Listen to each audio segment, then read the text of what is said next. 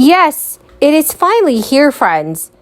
There was a very big announcement for Social Security, SSI, SSDI, and RRB beneficiaries. A record boost to monthly benefits may be seen in just a few weeks. Congress and the Social Security Administration have released several important details that you definitely should know. So make sure to watch until the end of this video, because I will be covering all the new information that has been released by our lawmakers. This is really exciting news. I know many of you have been anxiously waiting for new updates on Social Security benefits. So here it is, friends.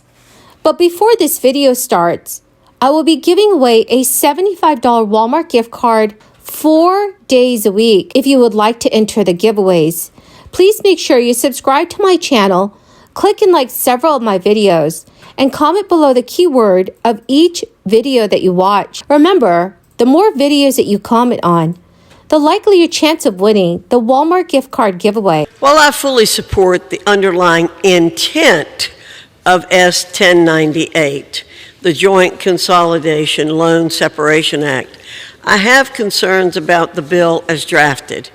The purpose of this bill is to protect student loan borrowers who consolidated their loans with a spouse but now seek to reverse this process. Yet, as written, this bill undermines that purpose. I am concerned this bill will hurt the very borrowers we're trying to help. We never want to see a spouse, especially one that is a victim of domestic violence, forced to be financially tied to his or her abuser. We want to give these borrowers a way out.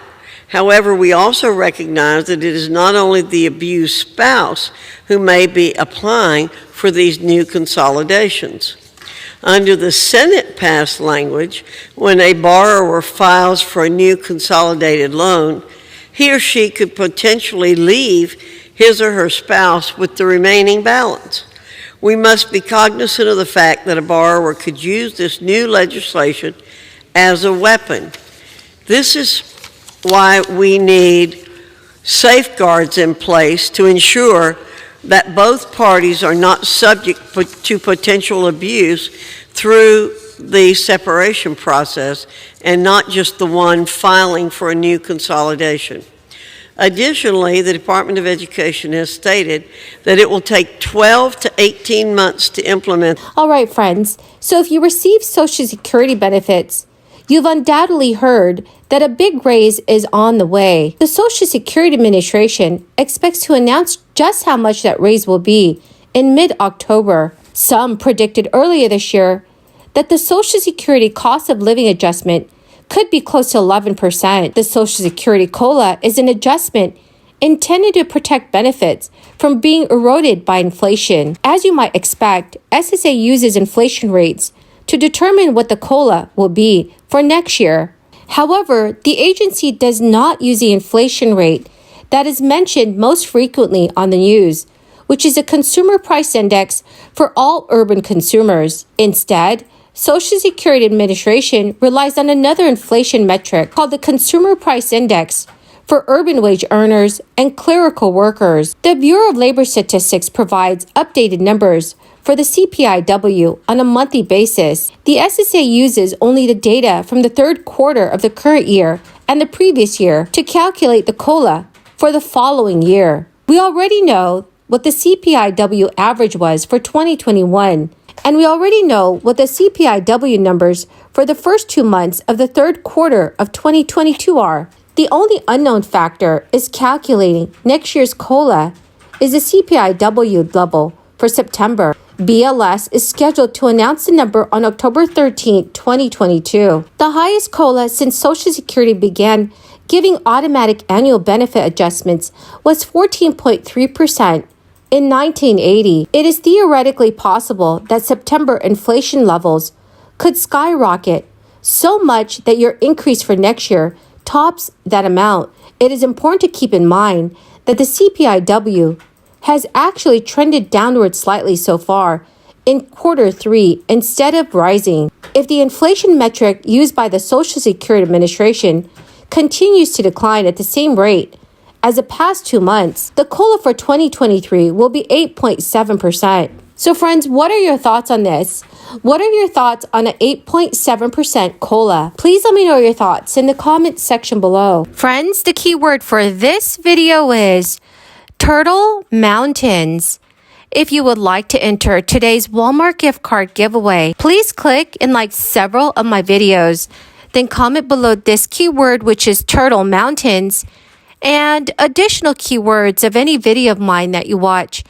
And do make sure, friends, that you are subscribed to my channel. Key lawmakers are also eyeing a possible year-end tax package as their best shot at offering a fix for Social Security provision that many in Congress believe unfairly cuts benefits for public employees who also have government pensions. The House's top tax writers believe they're close to an agreement on addressing the windfall elimination provision, which lowers Social Security payouts for individuals who qualify for pensions from their work as teachers, government employees, and other public sector jobs, and for Social Security benefits from separate employment. A proposal to scrap the windfall elimination provision would likely avoid significantly accelerating the timeline for when Social Security is expected to become insolvent and address concerns that seniors who didn't pay as much into Social Security during their careers might receive unfairly high payouts. Eliminating the windfall elimination provision would boost benefits for about 2 million individuals and cost about $88 billion through fiscal year 2032. Monthly benefits would increase by an average of $330 starting in December 2023, with monthly payouts rising for a shrinking number of beneficiaries over that time. Officials have said that lawmakers are closer to a bipartisan agreement on the windfall elimination provision, which is cheaper to fix and affects more people. Senate Banking Chairman Sherrod Brown has led many efforts to repeal the provisions. Senator Brown said he and fellow Democrats have bigger priorities heading into negotiations for a year-end tax bill, namely expanding the child tax credit. He has recently told reporters fixing the windfall elimination provision is important to a lot of us. But if there's going to be these gargantuan battles, I do not know. Well, my amazing friends, that is the end of my daily stimulus update video. Thank you so much for joining me here every day when I post a video. To say thank you, I'm giving away 4 $75 Walmart gift cards every week. I'll be announcing a winner for the gift card in a video later today, so please remember to enter the keywords in the comment section below and do stay tuned for that video. Thank you, my friends, and have a wonderful and blessed weekend. This bill. Given the urgency of the situation that many borrowers are in, this kind of delay is unacceptable. We need to provide these borrowers with a quicker way out of their joint consolidation loan. Yet Democrats rejected the Republican solution that will give these borrowers an almost immediate separation without unnecessary paperwork that will bog down the process. Further, I'm concerned that this bill could be used by the Secretary of Education to stage an even broader takeover of student loans. It would be simpler and more straightforward to allow these loans, once separated, to remain with their current holder. But instead, this legislation attempts to drive as many of these loans as possible into the government-run direct loan program. We have ample evidence to believe that the Biden Department of Education will take the inch given in this legislation and use it to go a mile. The administration's illegal expansion of the income-driven repayment program and public service loan forgiveness program, let alone Biden's student loan bailout, are evidence of that. For example, the vague language included in this bill, namely the authority for the Secretary of Education to allow for new consolidation loans if it's in, quote, the fiscal interest of the federal government, end quote. The Education Department has not been able to provide clarity on what this phrase means or how it applies to this bill. but it has been used previously by this administration to force billions of dollars worth of loans made by private lenders onto the government's books. Moreover, the president's $1 trillion transfer of wealth from hardworking taxpayers to college graduates clearly illustrates this administration had no intention of protecting the fiscal interest of the federal government. We must not create any loopholes or backdoors for the Biden administration to exploit.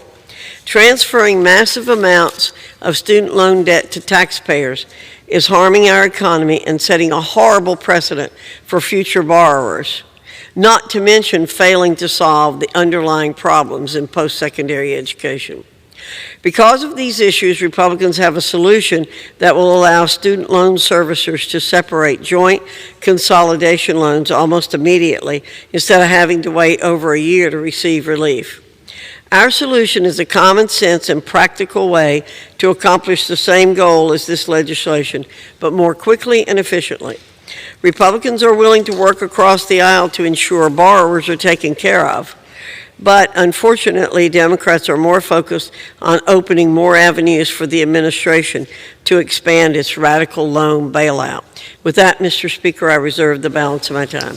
Hasn't been enacted fully yet, but I think it's well understood that everybody in America has to pay their fair share.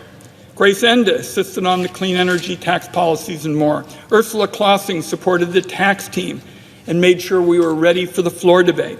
Arthur Shemitz and Melanie Jonas also supported the tax team's hard work. One other point about the Finance Committee's majority tax team.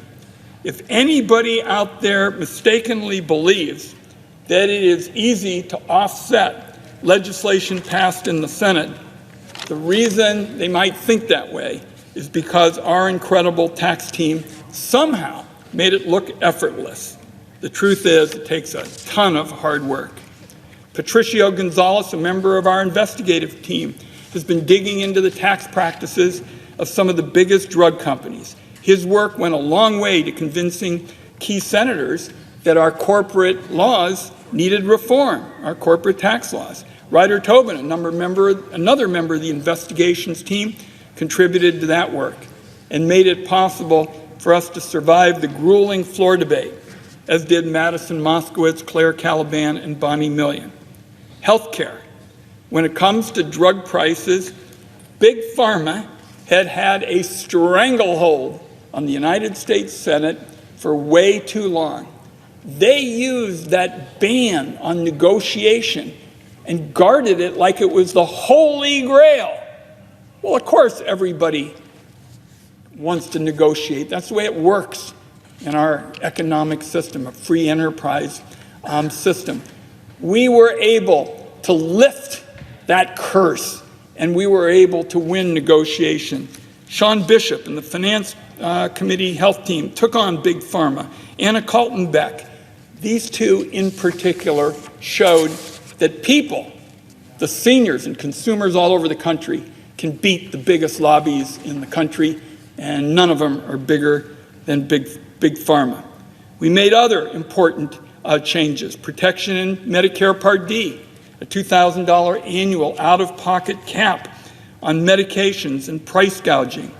Raghav Agarwal made a huge difference there. And by the way, Mr. President, the penalty on price gouging kicks in just a few days, October 1. That was because the Senate Finance team insisted on it. When families in Oregon and across the country are getting hit by prices, even DeGoff worked on making sure there would be more help in the Affordable Care Act for those families trying to afford their coverage. That's going to save people hundreds of dollars a year. Family of four, with the help with those ACA premiums. Some of them are going to save those families of four up to $2,400 a year. Peter Feist worked on capping the out-of-pocket cost of insulin for seniors at $35 a month, another huge saving. And Liz Durbin expanded Medicaid coverage for adults for vaccines. Now, a lot of people pitched in on this whole system known as the Byrd rules, a extraordinarily Byzantine, complicated set of processes, and it included Liz Durbin, whose legal acumen was invaluable to help us navigate the Byrd Rule, Peter Feist, Kristen Lundin,